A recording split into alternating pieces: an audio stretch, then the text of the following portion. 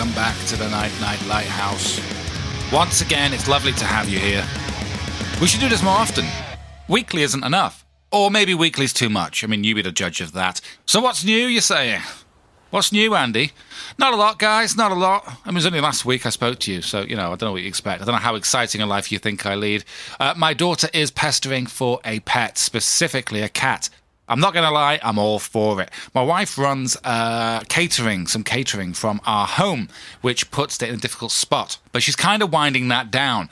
So I'm hoping my daughter gets her way.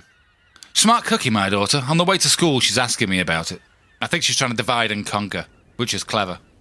Evil, but clever. Children are evil, though. Very, very evil.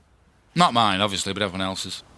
I don't know if anyone listening to this has kids, but when you have kids and someone else has kids, you instantly assume that everyone else gives a shit. But you don't. You give a shit about yours, but no one else's. But somehow I'm completely blind to the fact that everyone else is not interested in mine. I don't know why. Is this like weird blind spot you get? All right, anyway. So she's looking forward to getting a cat, and I'm all up for that. And I'm looking forward to something that's happened this week, some news that's come. Now, an awful lot of you listening to this probably won't give a toss, but nonetheless I do, so I'm going to talk about it, and it's going to segue me into the topic. Seamless, as always, anticipation. Anticipation. We all have things to look forward to. It's important to have things to look forward to. When you're feeling a bit down in work, people say, have you booked any time off? Book a holiday. That'll solve everything. It won't. Will it? It's probably annoying, isn't it? And you've probably lost your passport, haven't you? And you can realise last minute, and then you've got to go to Liverpool to get a replacement. It's such a fucking pain in the arse. But, you look forward to it. It's the anticipation. We're going to talk about anticipation. You must be quite excited and looking forward to me talking about that. That's what anticipation is.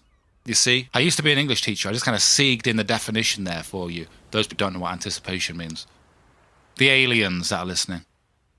What's got me thinking about anticipation? You're thinking, what's got you anticipatory? Anticipative? Anticipate. What's making you anticipate? What are you anticipating? Yeah, I used to be an English teacher, I swear. You'd never know it now, obviously. Well, let me tell you. Bloody hell, didn't you know? And most of you probably don't know or don't care. But, drum roll, please. They've only announced a bloody Swamp Thing TV series. They have. It's true. I love Swamp Thing. Swamp Thing's my favourite. Kind of joke with Batman. So when Swamp Thing and Batman are together, which is rare, it's my favourite thing. There's an excellent scene in a comic recently where Swamp Thing was in the Batmobile. It just was. And Swamp Thing says to him, why do you need a car? And Batman, quick as a flash, probably, says, I don't know. Why do you need a body? It was just badass. It doesn't translate to a podcast, but it was good on the comics page. So yeah, they're going to make a Swamp Thing TV series. Straight away I'm excited, and then almost immediately afterwards slightly scared, because I've been waiting for this for a long time, and they could fuck it up horribly. And then what? They could go Green Lantern on this, because if you go Green Lantern, there ain't no coming back. Where's Green Lantern these days? Wasn't in the Justice League. I mean, yeah, cameo, but where was he? No. That's how damaging a flop can be.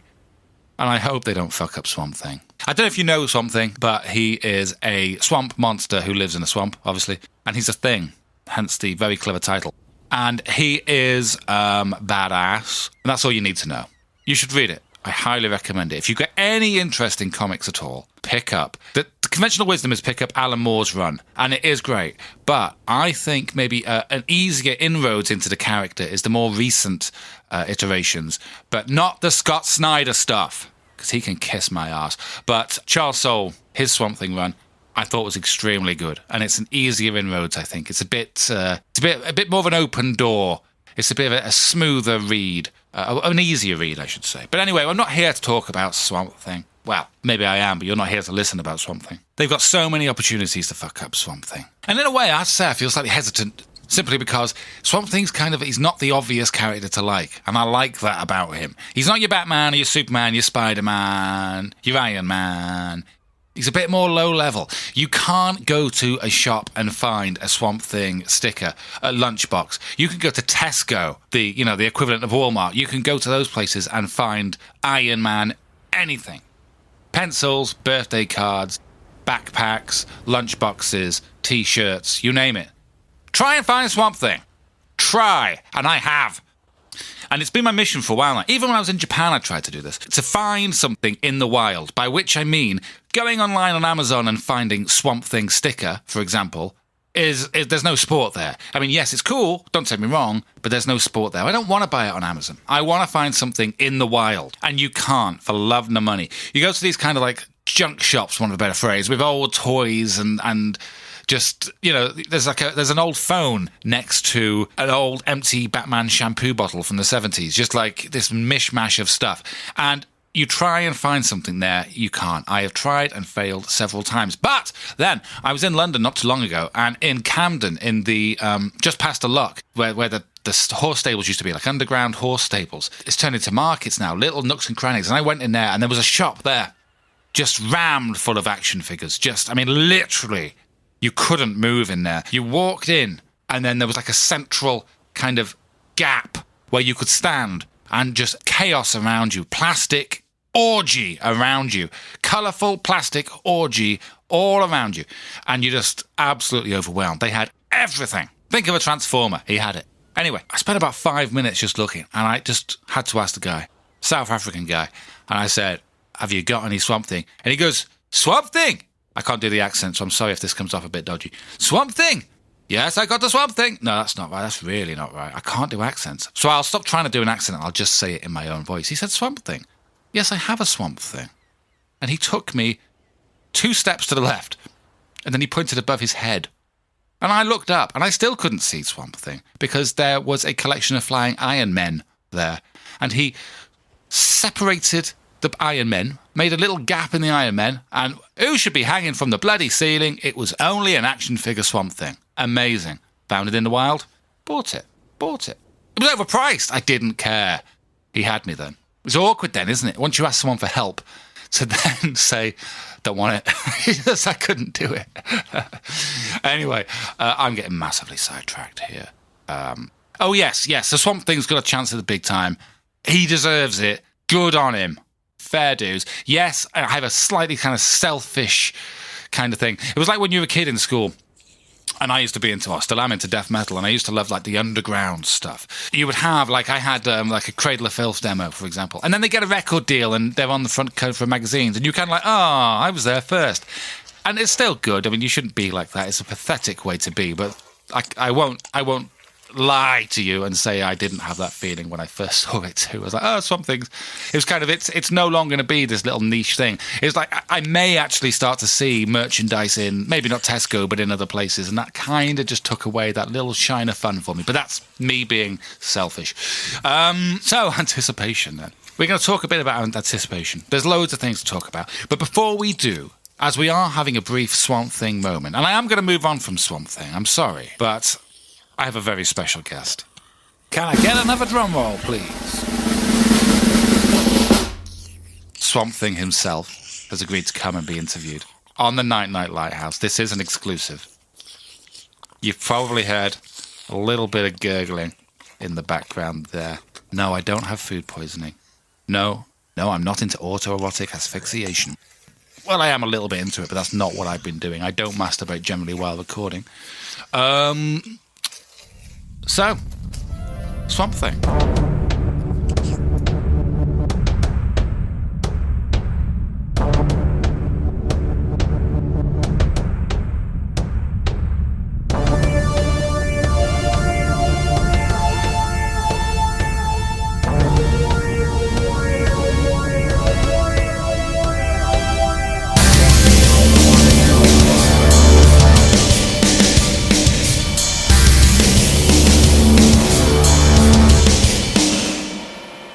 Joining me here in the lighthouse is Swamp Thing himself. Swamp Thing, welcome.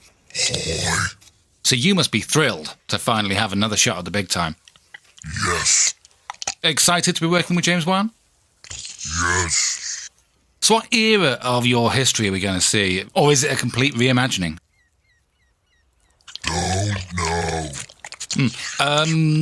You are most famous, of course, for starring in the most 80s gif of all time. Yes. You, a monster, giving the thumbs up in the rain in front of a massive fire. Yes.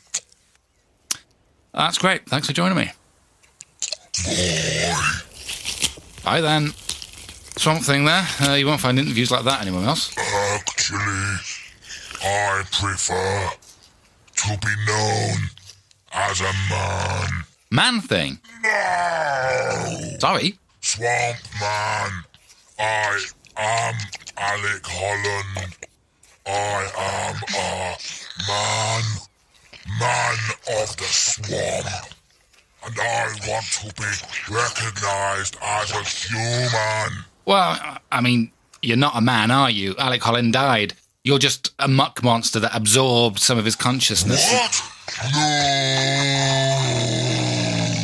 Why didn't anyone tell me?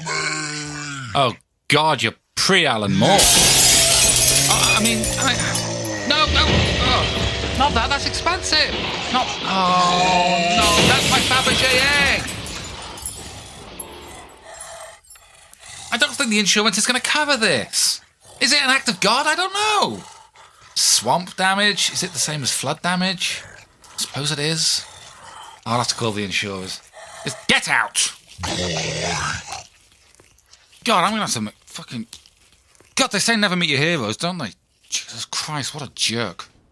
Just clean this place. It's fucking covered in slime now. I knew that. Yeah, okay. I know you invite Swamp Thing in, you're going to get shit on the floor. I know this. Fucking hell. You could have put on some of those little shoe covers or something. And then he fucking fucks up the lighthouse, doesn't he? I suppose Warner Brothers got very deep pockets, haven't they? I've supported that guy for years. Fucking pissed me off. Fucking... Hey! This! See this? What's this? Yes, the Anatomy Lesson, pal. That's what you got coming. Yeah, Volume 2, Issue 21. Watch this. Yeah. Fuck you too, pal. Prick.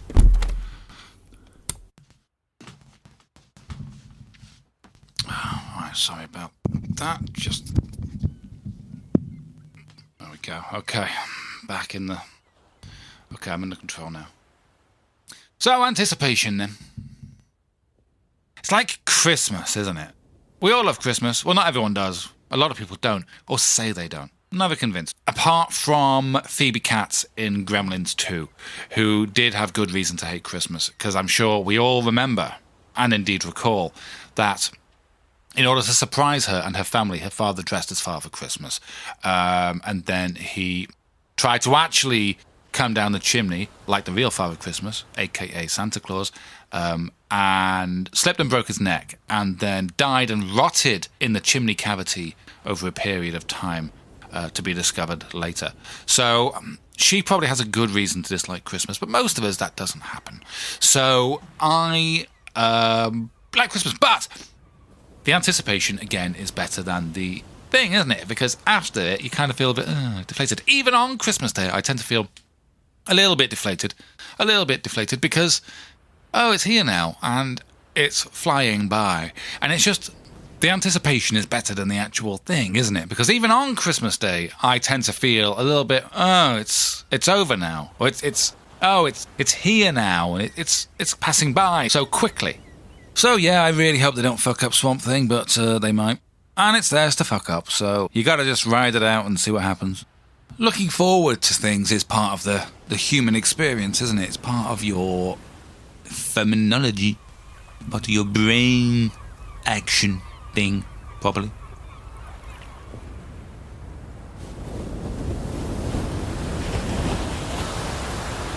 Stage fright is a type of anticipation, isn't it? Because people are worried that their performance will be bad or they'll embarrass themselves in front of all those people. And when you look at it that way, anticipation's a bad thing, and it can completely control your mind. Fear drives us all. It's a pure emotion, isn't it? It's one of the emotions which is completely uncontrollable. It just sticks with you because it's a chemical reaction. And fear and anticipation, in a weird way, are linked. When you're scared, it so often is negative anticipation, isn't it? Because okay, so you wake up in the night and you hear a sound. What's it going to be? It's a fucking big monster, obviously, of course it is. No. That's when you're a kid. When you're an adult, it is someone's broken into the house. They're not even looking to steal anything. They are just there to butcher you and your family. Because that's just the way the world works now, right? Of course not. But at 3 a.m, that's the way your mind can just ching, switch over. And that's fear because of anticipation. You're thinking, what is that? Hence, what is going to happen? Fear based on anticipation.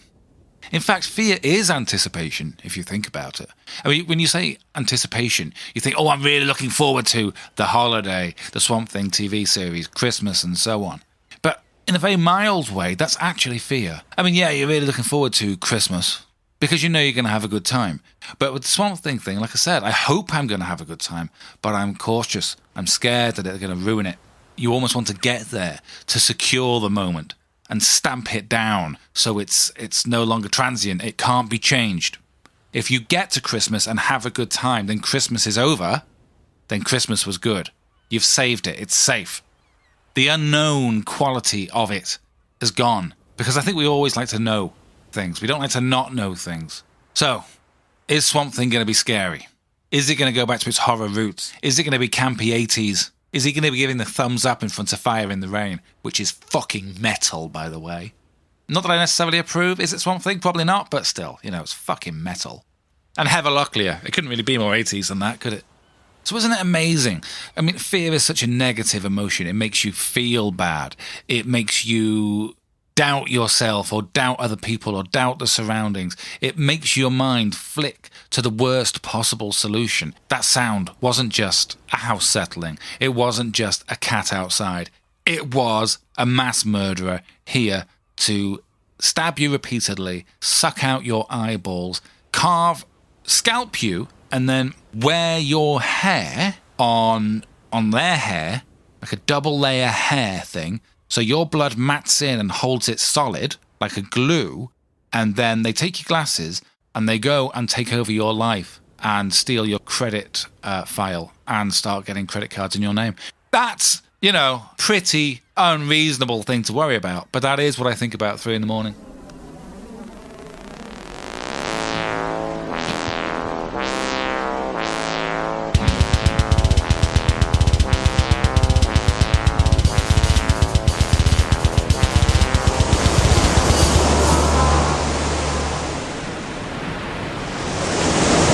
Scariest thing that's ever happened to me. This is a true story. It was fucking weird.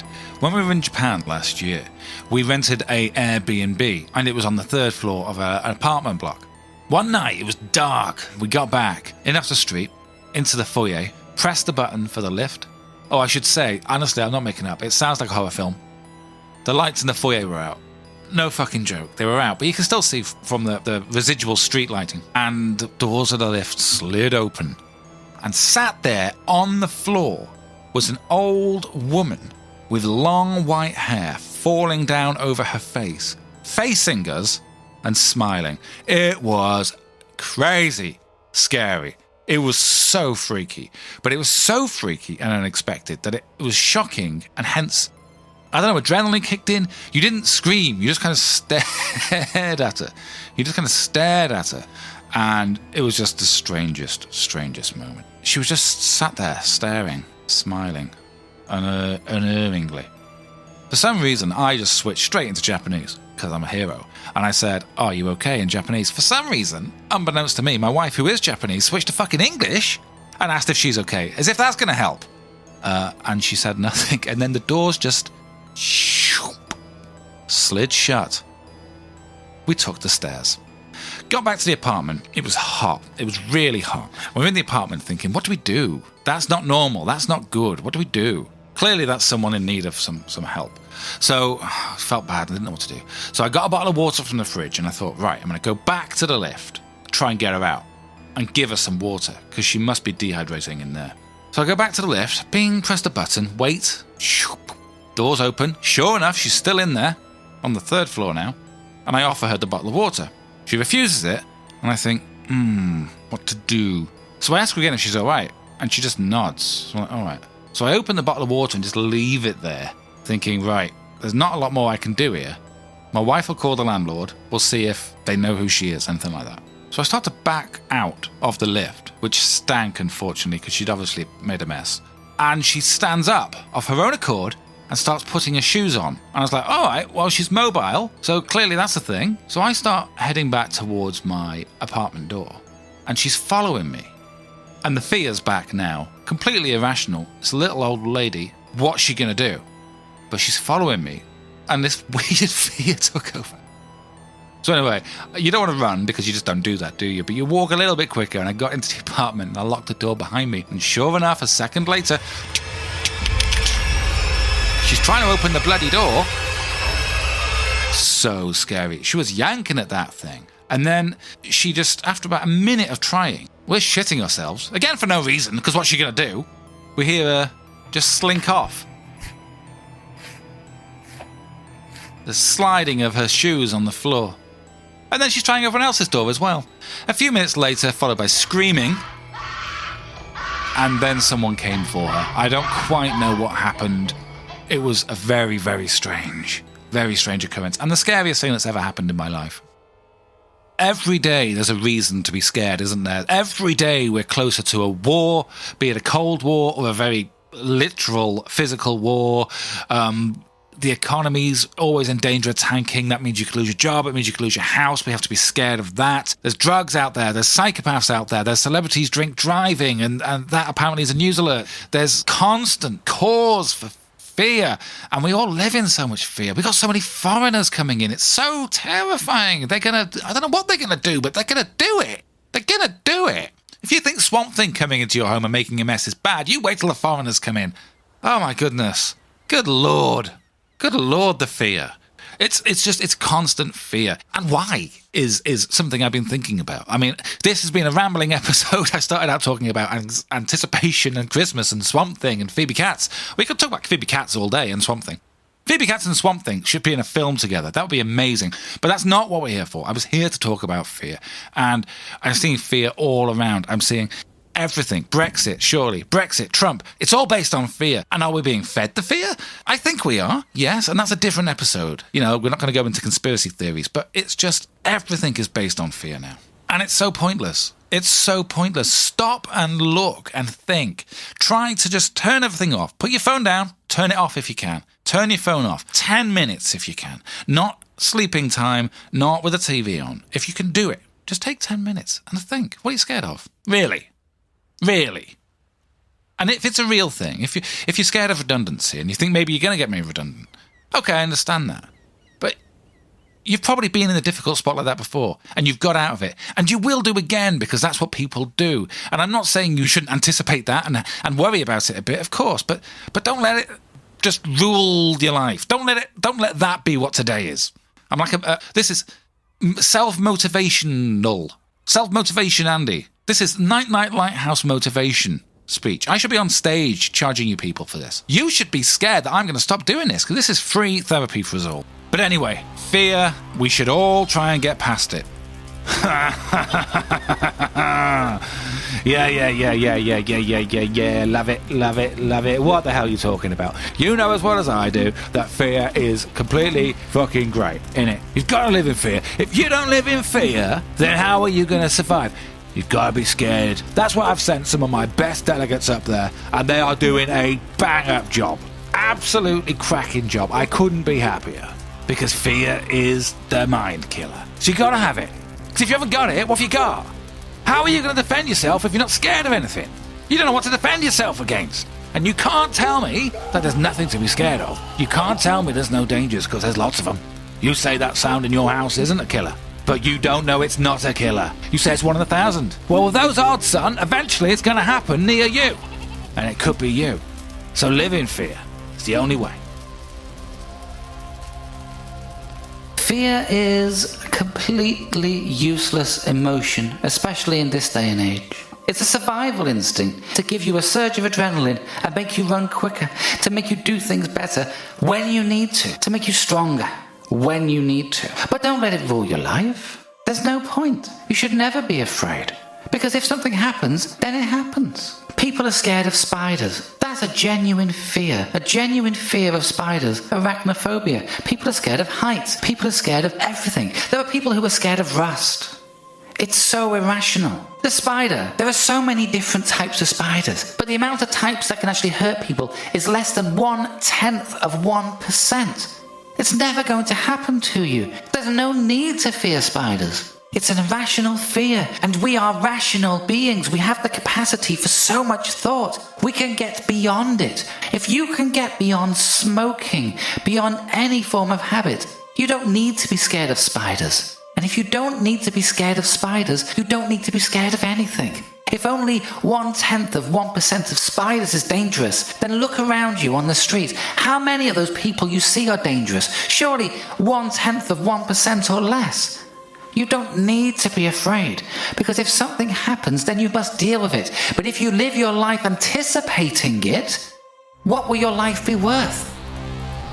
Yeah, that's all well and good, and I like your maths and numbers and all that, but fuck you, because it's like the lottery. Someone wins, the odds are stacked against you, but you still buy the ticket just in case. You're anticipating the possibility, because you know someone wins. Statistically, eventually, it could be you.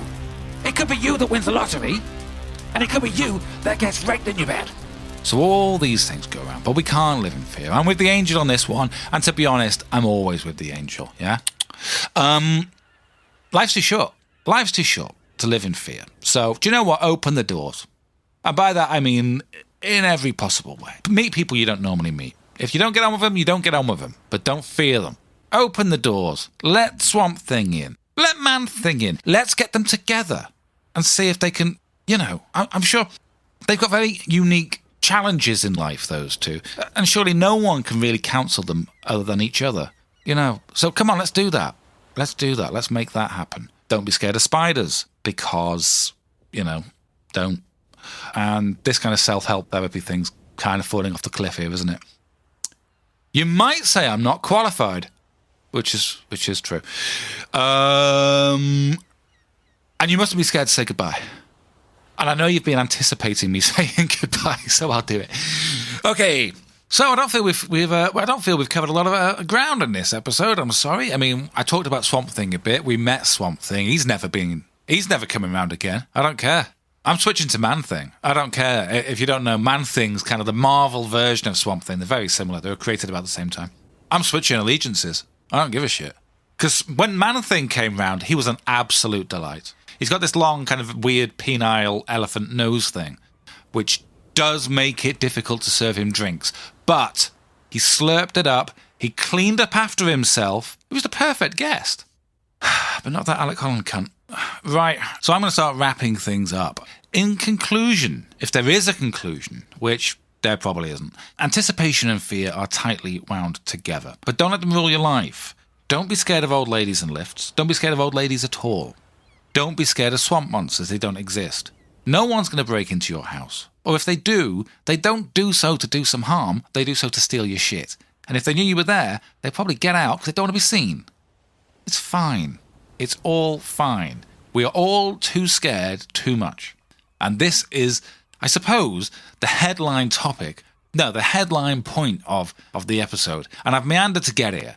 I'm guilty of that. But fear is useful and it has a purpose. It's there for survival. But in this day and age, how often are we genuinely under threat?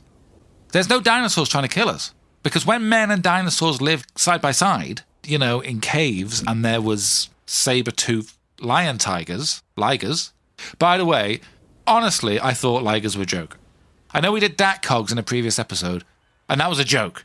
So when someone told me that lions and tigers actually mate, I thought it was a joke. It's not, it's real! It's fucking mental. Anyway, when we were in caves, we had a daily need for fear. It was a very real survival technique. We don't have that so much anymore. Nowhere near as much. But we're living in fear. It's ridiculous. So thank you very much for listening. As always, have you subscribed yet? If not, why not? Hit the button and subscribe. You can find us on your iTunes, your Stitcher, your Pod Player, your Player FM, your Pod FM, your Pod FM player. All of these places. Follow on Twitter. A couple of places you can do that. You can @LighthouseAndy or @Dogged Dialogue. DOGGED Dialogue. Or email Me. doggeddialogue@gmail.com. Thank you once again for listening. Please don't be scared out there. It's not that bad. Whatever you've heard, it's not that bad. I will speak to you next week. Look forward to it.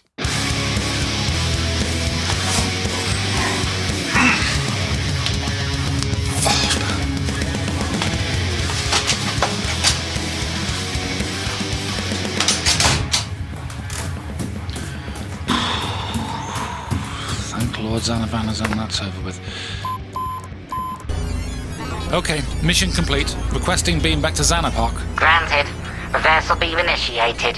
Phase particulation imminent. Return to us, brother. Through space and time to our distant planet.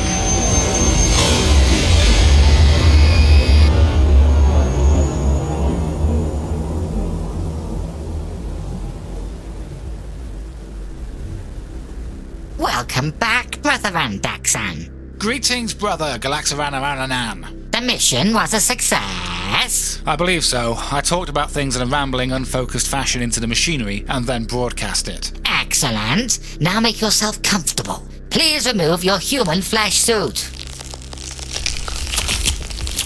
Thank you, brother.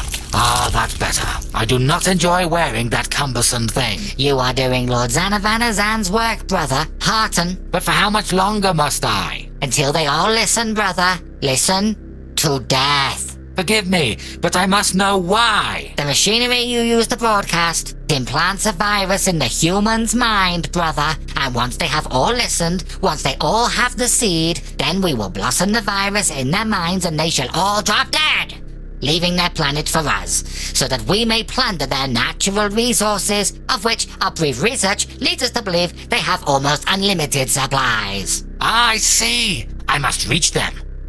All of them. Indeed, brother. All of them. They must subscribe so as to never miss an episode, and they should tweet about it and share it on the Book of Faces and instantly gram it and tell their friends, and slowly our seed will spread and bring about the great downfall of humanity. All praise Lord Xanavanazan. Praise Lord Xanavanazan. Praise, Praise, praise, praise. all praise. All praise now. Look, brother, upon the Fruit Internet Tunes dashboard, another subscriber.